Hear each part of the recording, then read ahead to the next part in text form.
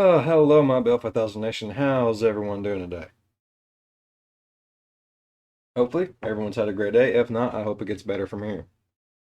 All right, we are back with another Coffeehouse Crime. This one is titled The Horrors of Room 3109. The Case of Killer Banker Rurik Jutting. I think that's how you pronounce his last name. I don't know. I'm not good with names. Good with faces, not with names. All right. I do enjoy Coffeehouse Crime. He gets you really immersed into the story, and then you end up feeling bad for the things that you're not supposed to feel bad for, and it's horrible. That's lovely all at the same time. All right, let's go ahead and get into this story. Go ahead, turn them lights down low, put on something comfy, cuddle up with someone special. Like I said, let's get sad for all the wrong reasons.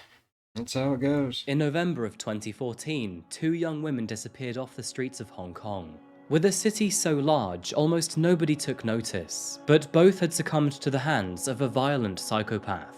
And in fact, this case highlights one of the most horrific stories. Well, the fuck? Right off the bat, bud? I mean, normally you build up to it.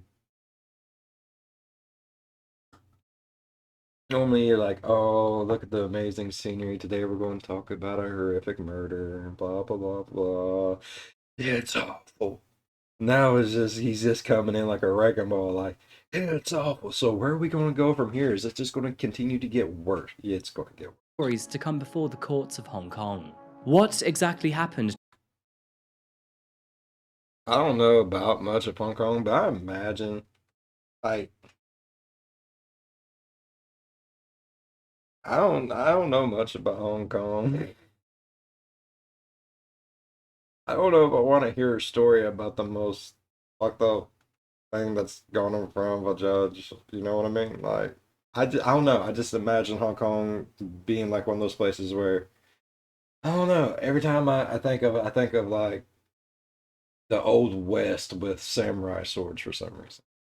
Like you piss someone off, it's like, oh, I don't know why. I just do. Okay, yeah, it happens. I don't know. I don't.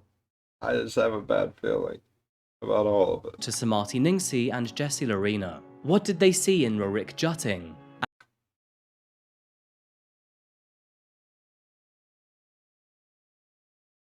It's one of the most horrific stories to come before the courts of Hong Kong. What exactly happened to Samati Ningsi and Jessie Lorena? Beautiful young What women. did they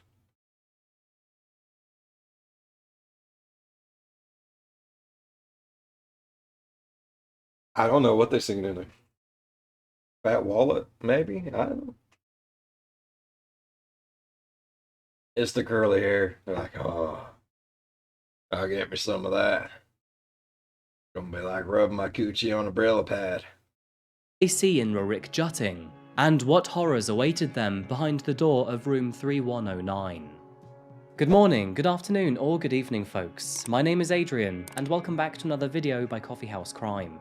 Today we're looking at the case of Rurik Jutting. Now, honestly, this story is not for the squeamish, and is a culmination of several of Hong Kong's many flawed systems, so with that said, viewer discretion is advised. And of course, just to let you know that I post true crime and strange cases here weekly, so if that's your sort of thing, please consider subscribing to Coffeehouse Crime for more videos. Now with that said, please pull up a seat and grab yourself a coffee. This is the case of Rurik Jutting.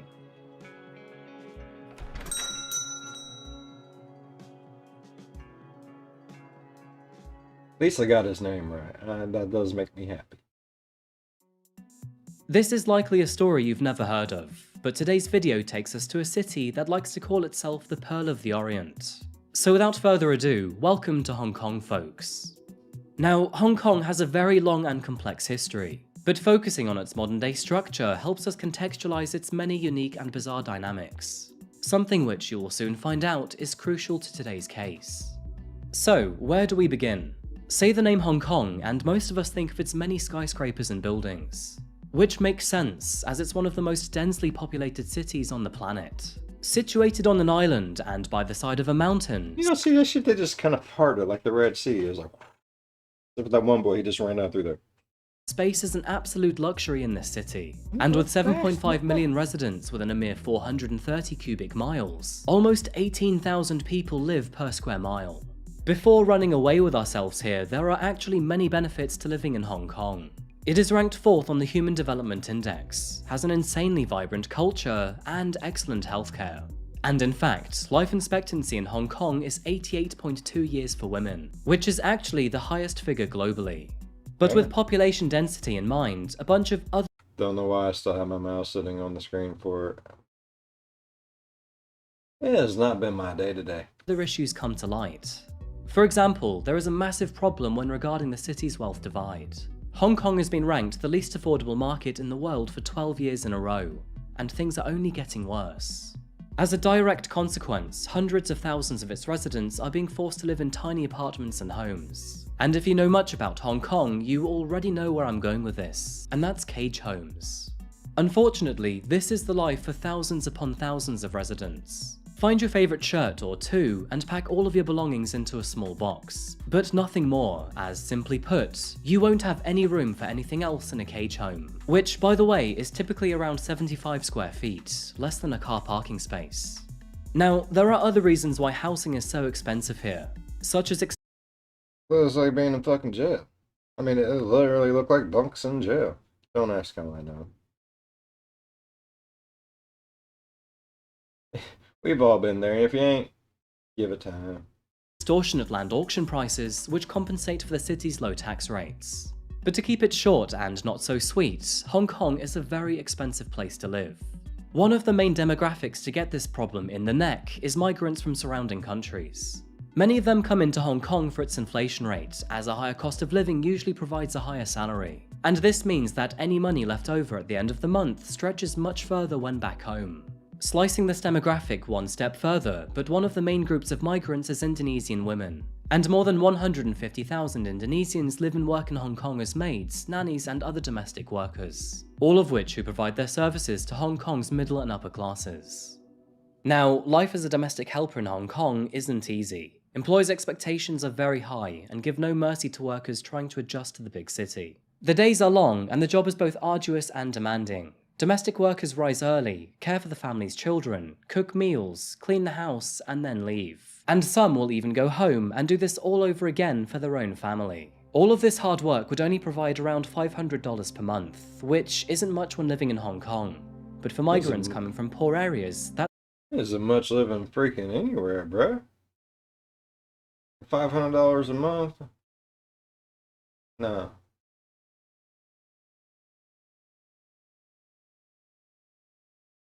Was a little more than $15 a day, basically. Right? 20 would be 600, 10 would be, yeah, around $15 a day, give or take. You can't do much on $15 a freaking day anymore. And for the love of God, I just put air in the tires. And it was $2. I got 5 minutes of air, but it was $2. I only needed like 74 seconds of air, but it was still $2. Stupid shit. Man, I remember when I was little, you could get air for free. Like, free. Back in my day, milk was 5 cents a bottle. You had to walk uphill in the snow 20 miles both directions just to get it. stretches a very long way. Now, of course, this is all very different to Hong Kong's elite, and one of Hong Kong's wealthiest individuals. No lie, though, I do remember when gas was like $1.10. Yeah.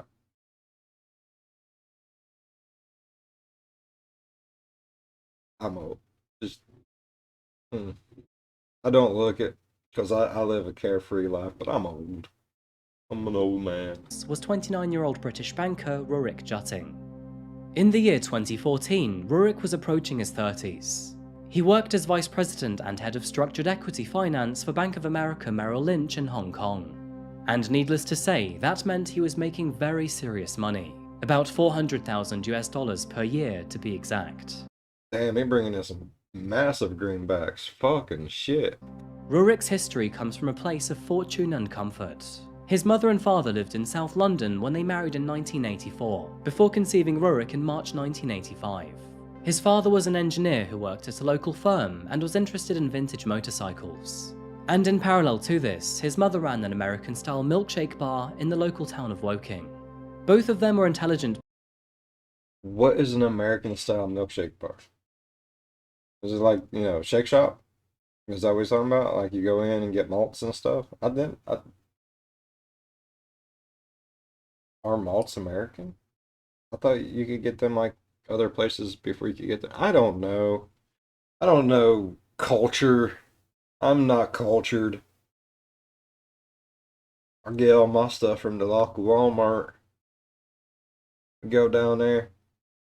We get some of the ice cream out of the freezer. And just mix in some milk and some fruits. One time we got some fanciness in us and we went and we got us some yogurt.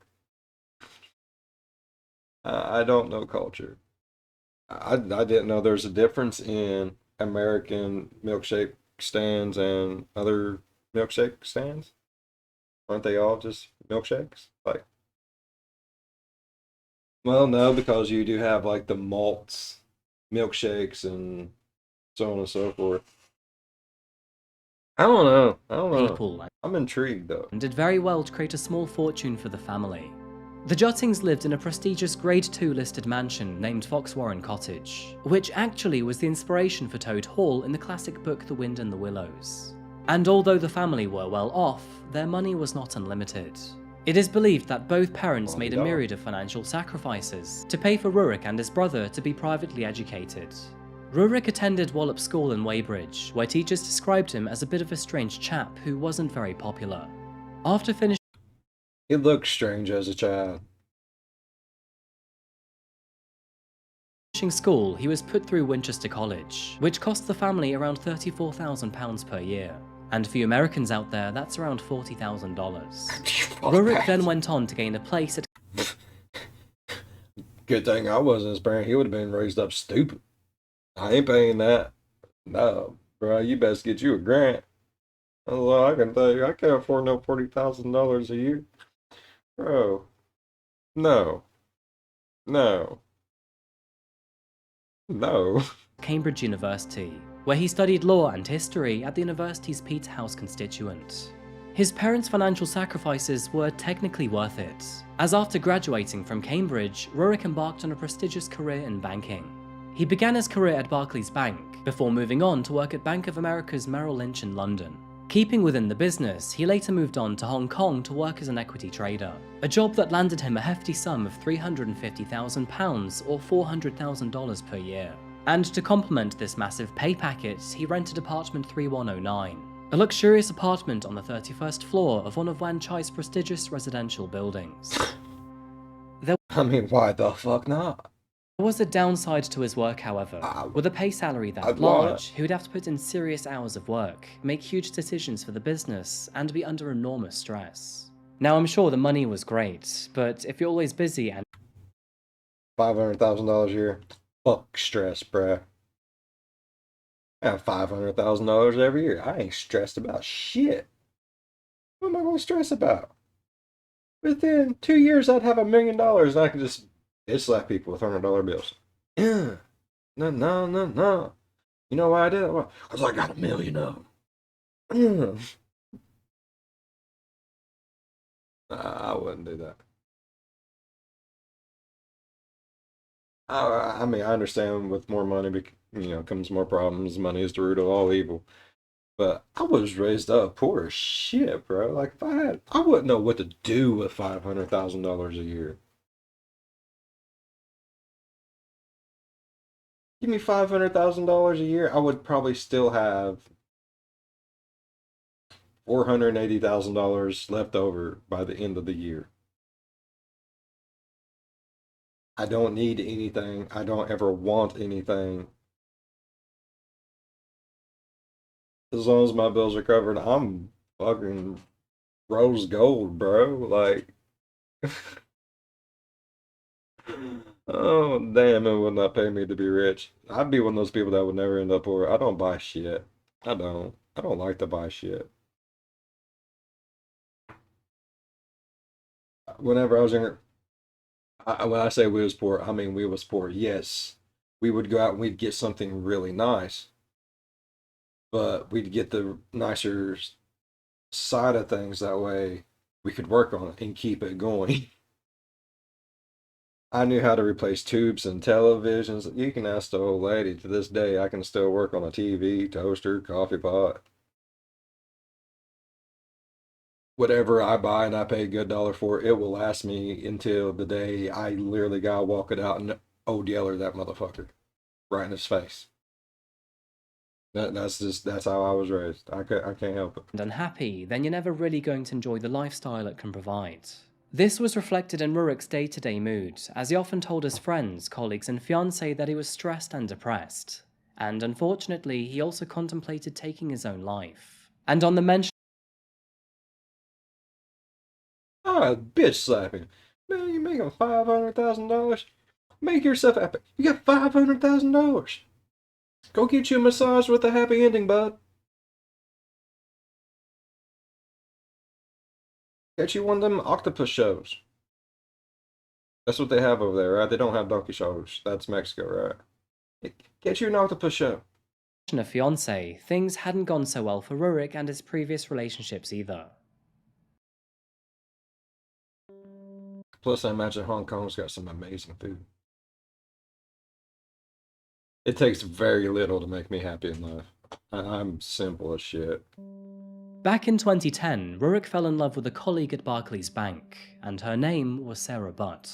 Sarah was a sensible yet fun woman to be around, and while the two found love in London, she eventually moved to New York on a 12 Her name is literally Sarah Butt. Oh, that would be an amazing last name. Mr. Butt. Oh. Oh. month secondment. During this time, she Billy fell in love Butt. with another man, and once their affair started, Rurik went, quote, ballistic. As a direct result, she flew back to New York on the very same day just to get away from him. And although the couple attempted to rekindle their romance, even getting engaged for a short time afterwards, Jutting struggled to get over the affair and ended the relationship a short time after. After moving to Hong Kong, he surrounded himself with beautiful local women, showing off his new life to friends living back home in England, and doing this through a series of Facebook posts and online updates.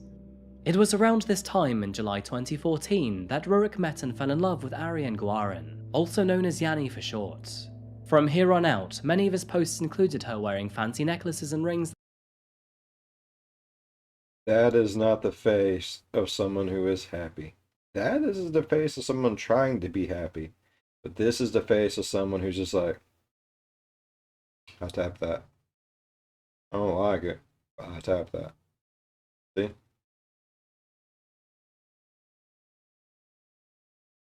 Happy because he's throwing money at her.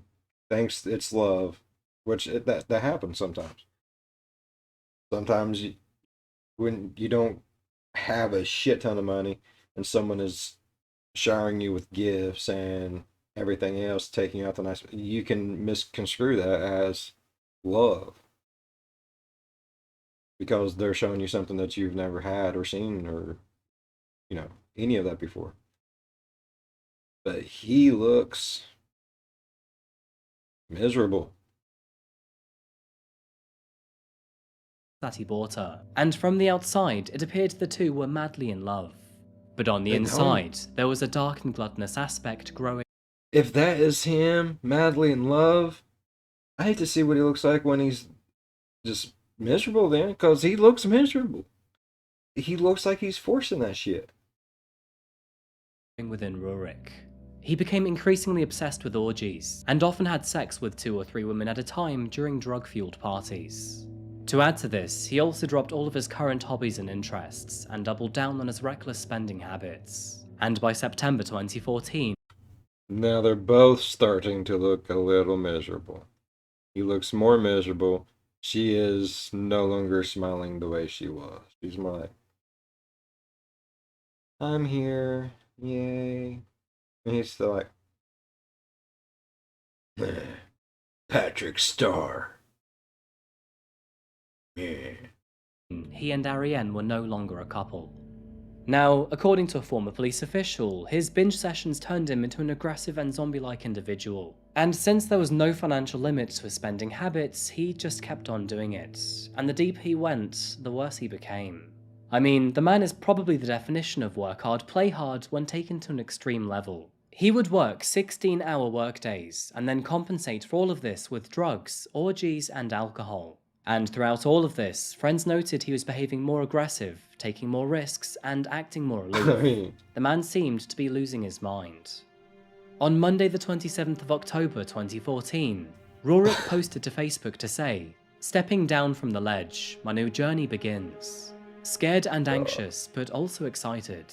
The first step is always the hardest." He then left his job, and in the process, the man changed his automatic email response to the following: "I am out of office indefinitely. For urgent inquiries, or indeed any inquiries, please contact someone who is not an insane psychopath. For escalation, please contact God. Though suspect the devil will have custody. Last line only really works if I'd followed through." Later that very same week, Hong Kong experienced 2 disappearances. Not that anyone took note, as sadly, more than 4,000 people vanish in the city every year. However, what made this unusual... Did this motherfucker just say 4,000 people vanish in the city like every fucking year? I don't ever want to go there, like ever. Because for one, and even if you're making $500,000 a year, you're going to be miserable as shit. Evidently, drugs and orgies are way too easy to come by.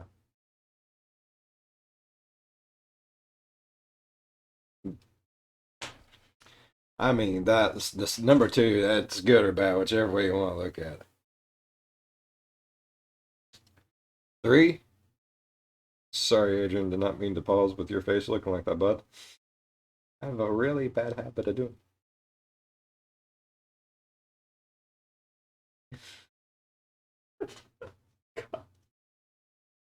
And 3, like, evidently, like, could he not have found a freaking hobby to keep himself entertained without wanting to be suicidal? I mean, bro, your parents spent all this money for you to have an amazing life. You are literally having an amazing life. If you're that miserable, instead of fucking your life up and spending all your stupid ass rich boy money on stupid ass shit that's going to probably end up making you go even crazier, save up your money, quit your fucking job, and do what you want to do. Make yourself happy. Grab life by the cojones and yank them. is that both of them were young women who vanished in the same area within 4 days of one another. Both of them had disappeared near Wan Chai, a residential district found within Hong Kong. And to make things even more concerning, they both came from a relatively similar background. The first to go missing was a young woman named Samati Ningsi. Adopting the nickname Alice, Samati grew up in a small village found deep in the countryside of central Java, Indonesia. In 2010, when Samati was just 19 years old, she left Indonesia to seek... How do you get the name Alice from Samartan? Now, I could imagine like Smarty Pants or something like that, but Alice, was that like a prostitution name? And I'm not saying that just as being a smartass. I know a lot of times when people go into the exotic dancing, prostitution, and stuff like that, they use a whole other name, a whole other identity. I mean, no one names their kid Crystal Chandelier. I don't know. There probably is some weird people out there that name their kids that kind of stuff. Champagan. You say, "Oh, that's my daughter, Champagan." Why is the name Champagan? That's what I was drinking when she got, yeah, put in there. Oh, Lord. Okay. Fuck. employment in the city. You see, the problem is, money is scarce when living in the middle of I'm in a weird mood tonight, people. I'm sorry. It happens, though. nowhere. And one thing Smarty greatly wanted to do was provide for her family. She answered this call by taking up work in Hong Kong as a domestic helper. But this did come with its fair share of sacrifices. Smarty would have to leave behind her baby, and the baby had no father as the man left shortly after his birth. No doubt, Smarty was He didn't know what to call his mom. Do I call her Smarty? Smarty? Right, Smarty? Do I call her Alice? He got confused and he dipped. a very caring and generous young woman. She made it her mission to provide for the family financially, and so she did. I take back every bad thing I said about her name. She's a sweetheart. Sorry, lady. Over the following months and years, she covered the costs needed to repair the family home. She also purchased a washing machine and then provided comforts such as DVD players and guitars. Returning in 2013, Right choice. You know, you gotta have one of them damn old washing machines. Doing that shit by hand is not, I ain't cutting it no more. And I ain't going down to that laundromat. Last time I went there, someone stole 14 of my panties. I got them back 3 weeks later and crotch was ripped out of them. I ain't doing that shit no more. Smarty admitted that she was now tired. She wanted to do something more than just be a domestic cleaner. And so on that note, she joined a DJ school to focus on her passion. The following year, she returned to Hong Kong with a tourist visa and new skills. She'd hoped to find work as a DJ and would work at cafes until she was settled. Yeah. During this time, there was very little Shucks. discussion with her family about where she was working, but she did promise to return to Indonesia at the start. Was she a good DJ? Like, I mean, she probably ain't as good as DJ Nighttime Dan, but you know. And for those of you who watch the channel, you know what I'm talking about. There's no DJ out there better than DJ Nighttime Dan.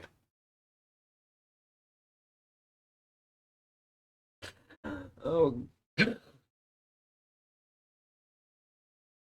Oh shit. Of November 2014. And this would make a lot of sense, as after all, her tourist visa would expire on the 2nd of November.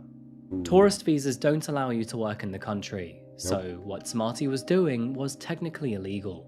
Local friends of hers knew she was living in an illegal boarding house near Wan Chai, which was found south of Victoria Harbour. She could also be found most evenings at Makati Pub and Disco, so it was very likely that what she was doing was secretly working there for cash in hand. And in fact, out of all places it could be, this would be the last place friends remembered seeing her. Musky, dark and dingy, the Makati was well known to be a raunchy bar that mixed two very unequal demographics.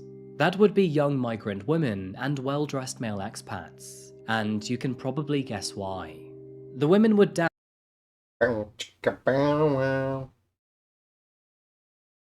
Prostitution. dance, flirt and tease these men in exchange for money and drinks, and the bar would allow them to do such a thing in exchange for a small cut of the profits. It was ultimately up to these women if they wanted to keep their work within these four walls, but technically, nothing was stopping them from following these men home after working hours.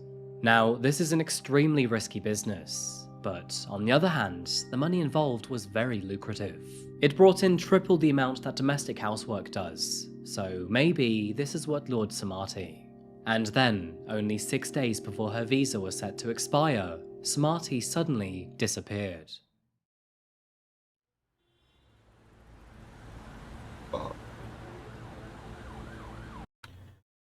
She was flirting with the wrong bro, wasn't she, bro? Damn, we got 13 minutes left. It's gonna get popped. Ugh. The next young woman to vanish was Jessie Lorena. Named Senang Mujiasi, she preferred her nickname Jessie while in Hong Kong. Jessie was quite similar when compared to Smarty. She was born in 1984 to a family living in the Muna Regency of Southeast Sulawesi, which is one of Indonesia's many offshore islands. And, much like Smarty's childhood, Jessie lived in a place where money wasn't flowing. Jessie moved to Hong Kong in April of 2006, and after obtaining a working visa, she also became a domestic worker between 2010 and 2012. After her work visa expired, she briefly returned home before travelling to Hong Kong under a tourist visa. Now, once again, tourist visas do not allow you to obtain legal work while in Hong Kong. And this is a problem, as without the required paperwork, nowhere legitimate will employ you. She therefore resorted to obtaining illegal work, which very likely meant sex work. And to make things extra risky, she unfortunately overstayed her tourist visa, which had expired almost 1 month prior.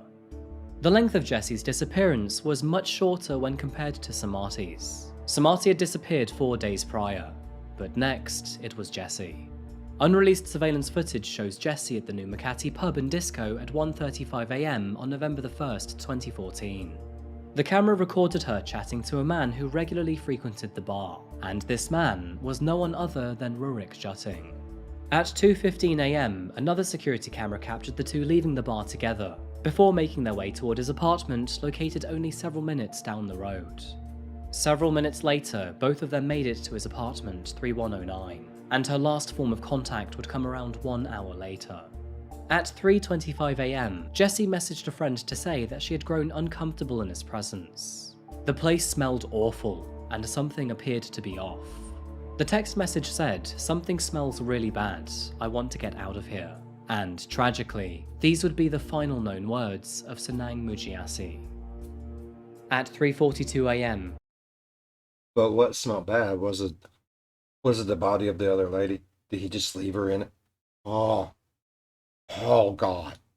a calm and collected call was made to the Wan Chai Police Department, and on the other end of the line was Rurik Jutting. He requested them to investigate his apartment immediately. He called them a further 2 times along the way, reporting that something bad had happened in his apartment, and that they better hurry up. When they arrived, a 12-inch knife, sex toys, and a lot of cocaine was found. And sadly, that was only the beginning. Lying in the middle of the living room floor was a body. Jessie was naked, covered with cut wounds to her neck, throat, and buttocks. And although she was alive, she was in a terrible state, and was losing a lot of blood. Tragically, by the time paramedics arrived, she was pronounced dead.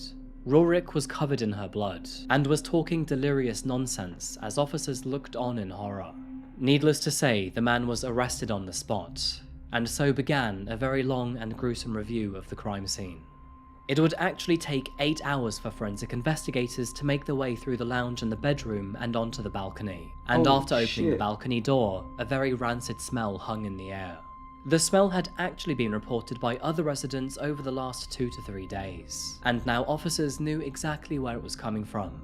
They found a large black suitcase, and inside was the body of a second victim. Sadly, over the following hours, it was concluded that the body belonged to Samati Ningsi. British investment banker Rurik Jutting has appeared in court in connection with the murder of 2 women in an upscale apartment. Oh my God. These 2 poor innocent girls. I mean, I know they're not innocent in the form of they was doing sex work and whatnot, but they didn't deserve that. I mean, the only thing they was trying to do is provide for their freaking family and live. They didn't deserve that bullshit because that stupid motherfucker was depressed. In Wan Chai District, Hong Kong. The 29-year-old did not enter a plea as the charges were being framed. Jutting was arrested over the weekend after 2 women, believed to be of Indonesian origin, were found murdered in a residential complex. The victims, Jessie Larina and Sumatri Ningsi, have also been identified. Both women are believed to be sex workers, and the neighbourhood is thought to be a red light district. It's also been reported that police found a small amount of cocaine and sex toys at the crime scene. Now, as part of the official investigation, officers scoured the contents of Rurik's mobile phone, and what they uncovered was truly horrific. Officers found over 2,000... I don't want to hear it. I don't want to hear no more. No. Excuse me. Whew.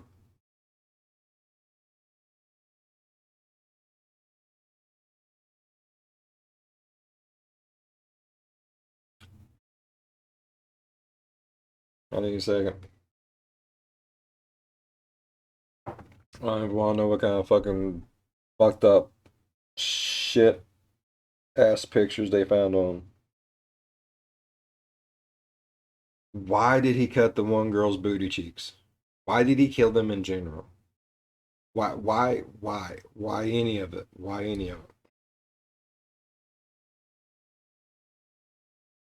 1,000 photos and dozens of videos taken during Rurik's actions, all of which had happened over the space of 3 days. He had taken over 1,000 photos, many of which were of a sexual nature, and to add to this, some even included the partially severed head of Samati. He also recorded himself as he rambled to the camera about various aspects of his life and his crimes. Rurik had recorded more than 4 hours of video footage of himself rambling in front of his victims' bodies.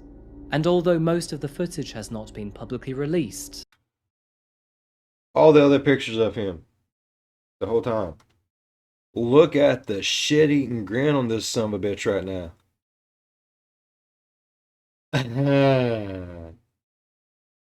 Oh, I'd shoot him in his motherfucking face, bro. He'd never made it to court.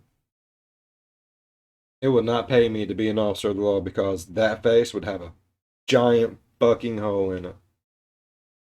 You know what? I don't give a shit. a heavily condensed version of what we publicly know is as follows. My name is Rurik Jutting. About 5 minutes ago, I just killed and murdered this woman here. It's Monday night. I've held her captive since early Saturday. I feel a bit sad because she was a good person, but I don't really feel guilty. My hand is still shaking and I feel sick, but I don't feel guilty, but clearly I feel something. I can't describe what it means. I don't recognize myself. I've basically been lying on the sofa for the whole week. The things I get up for are coke, alcohol and food, and I've had a lot of Pizza Express lasagna.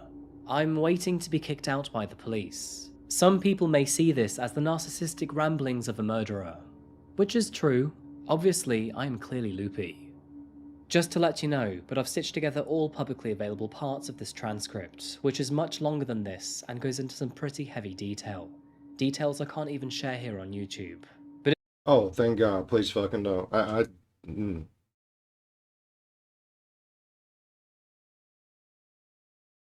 That was enough.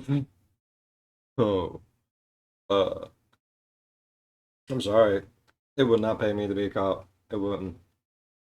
Was when I came into situations like that.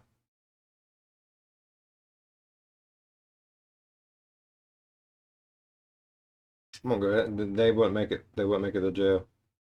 They would never see a court date. The only thing they would see is the bullet come out the fucking face.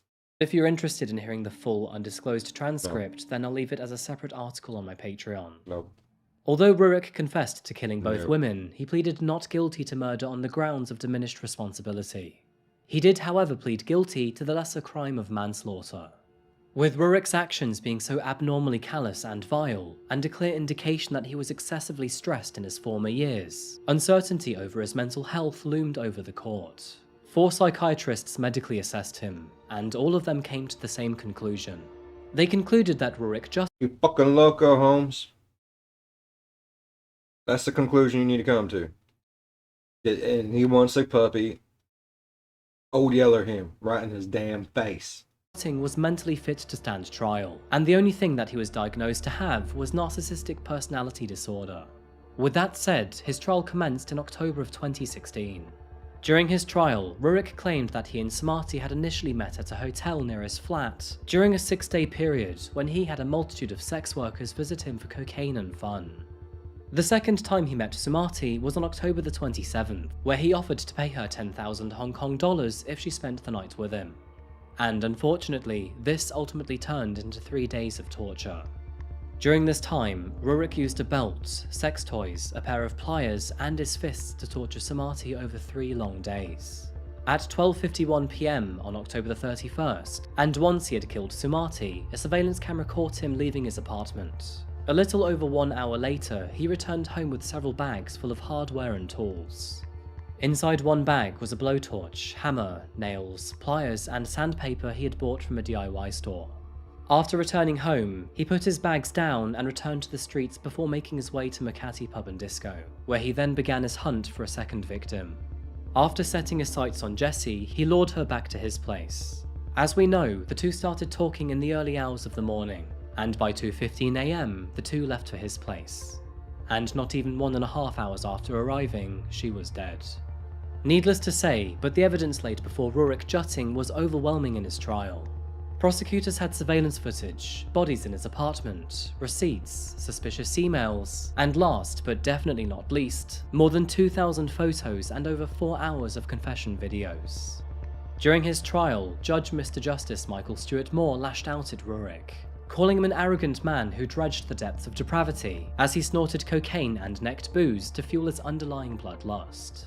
On November the 8th, 2016, Heck yeah, I want to see that. I want to see the judge lash out at him. Because if I was the judge, I would throw my gavel at the little son of a bitch. Right in his fucking face.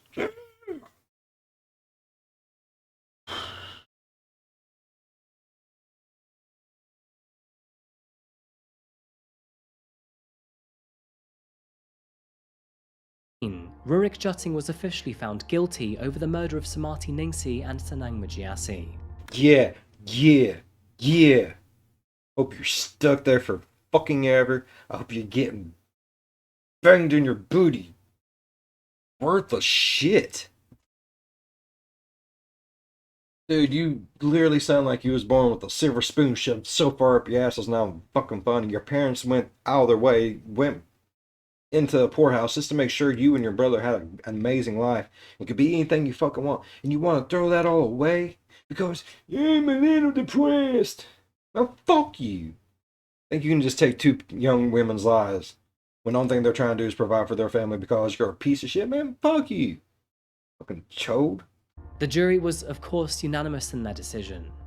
Rurik showed no emotion after the verdict was read, and instead sat silently in the dark at the back of the courtroom. This was in stark contrast to almost everyone else, who applauded and welcomed the verdict. As a result, Golf clap. I've been sitting in that courtroom going, bruh. Guilty. Nah. Bruh. Rurik Jutting was sentenced to 2 concurrent life sentences. Yeah. Rurik had made previous claims that he was a psychopath, a narcissist, and a murderer. And although he was correct, he failed to highlight his privileged yet predatory behaviour. Rurik almost had it all. He had loving parents who sacrificed their money for his future. He was amongst the highest earners, and he could afford to do almost anything he wanted to do. This was the exact opposite of his victims, who could afford almost nothing, were amongst the lowest earners, and sacrificed all of their money for their families back at home. And with all this in mind, it's actually horrifying to realise that Rurik hunted those who suffered at the very parameters he took for granted. It really is a sad story when you think about it. Really is. Samati and Jessie were very hard-working women from poor villages in rural India.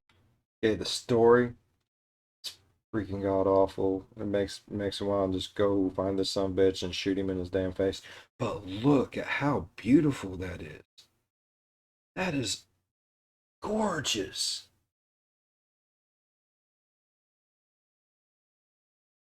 Whoa. Like, I love that so much. It looks like a quilt. Looks like one of them patchwork quilts. Mama used to make them all the time. That's what it looks like, bro. It's fucking beautiful. Sorry. I get easily distracted. Indonesia. It doesn't matter what you say about their choices in secondary work, but both women worked very hard to help their families back home.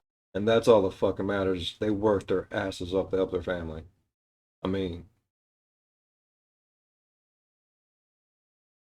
I can't say that I condone what they did, but sometimes in situations, you've got to do what you've got to do. I am not here to judge anyone. I've had to do stupid shit all through my life. We've all been there, done that. And if you haven't, you're lucky. But we have all had to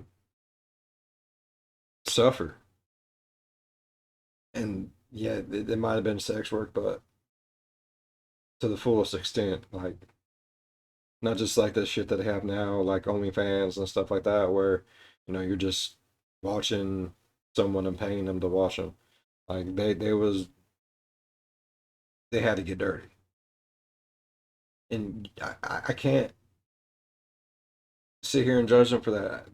They was trying to take care of their family. They was trying to provide a life for their family that they wasn't provided.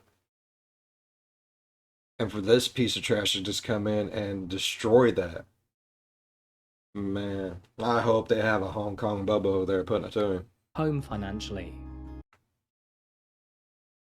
Hong Kong Hung Dong Bubba.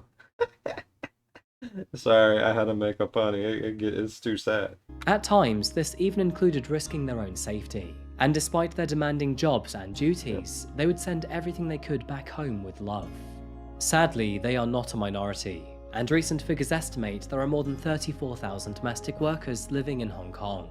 This job can be very challenging, with studies estimating that the average domestic worker does more than 71 hours of work per week. To add to this frightening figure, around 1 in 6 of these are subjected to severe physical and mental abuse. In short, this case does very well to highlight the problem Hong Kong has with exposing vulnerable women to danger. And although officials are working hard to crack down on this systemic problem, and although Hong Kong boasts an extremely low homicide rate, women are still violated and abused here daily. Several days after her death, Somati's body was flown back to Jakarta and driven back to her village. Shortly after this, she was buried in her village cemetery. The early morning ceremony was attended by her friends, family, and dozens of neighbours. Jessie's body was also returned to her family in southeast Sulawesi. Her brother described her as the backbone of the family, who regularly sent money back home to provide for them. There aren't many side notes to this case, but in an interview with Rurik's most recent ex-girlfriend, she admitted that she still loved him and believed he was a good man. Are you in love with him? I mean, yeah. Kasi, I still have feeling for him, yeah. For me, Rurik, he's very sweet. He's a good lover. And you know, we understand each other. We have lots of good times together. Not only sex, you know. We really enjoy our time together. Quite funny to watch, but when asked what her sex life was like with him, she was very awkward to answer. what was the experience like with sex? Was it good or was he? The sex, okay. It was good. Yeah. Well, will you look at the time, folks? Shop's closing for the night, so I'll have to wrap this one up. But thank you so much. Thank God. What in the actual fuck? That's so good.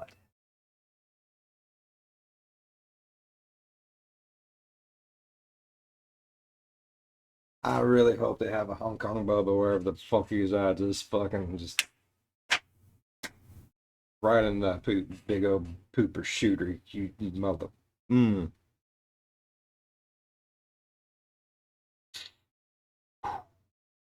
Hey, for once I did not feel bad for the wrong person in any way, shape, or form. Hey, me. Yeah. Alright. If y'all enjoyed today's story as much as I did, please leave a thumbs up. If you're a fan of the spooky, scary, strange, deranged things that just make you want to just... think about subscribing, I guarantee you. Almost every day. As always, be good to one another. I'll see you in the next one. Bye-bye. Privileged piece of shit. And sometimes people just don't know what they got until they do something just teetotal fucking stupid and lose absolutely everything. The sacrifices his family made for him, the privilege that he was given. You make the best out of it, and you try to help people. Don't go out of your way to make things worse on people. This world, I've said this before in other videos. This world is hard enough. Don't make it harder on other people. There's no point in it. It does no good for no one. Why I'm always like, please, be good to one another. Just be good to one another.